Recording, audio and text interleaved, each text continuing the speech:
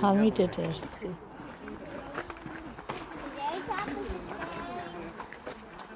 হারমিটেস এখানে ঝর্ণা দেখতে আসছি।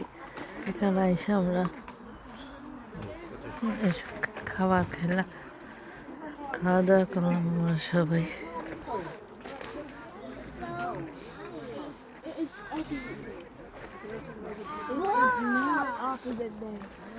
এখানে একটা আছে, লেক আছে সুন্দর, রেল লাইন আছে, আবার নিয়ে যায়। খুবই সুন্দর জায়গা, ভিতরে ঝর্ণা ছিল, দেখে আমরা এখানে এসে খাওয়া দাওয়া করলাম। শেষ রান্না করে নিয়ে আসছিলাম।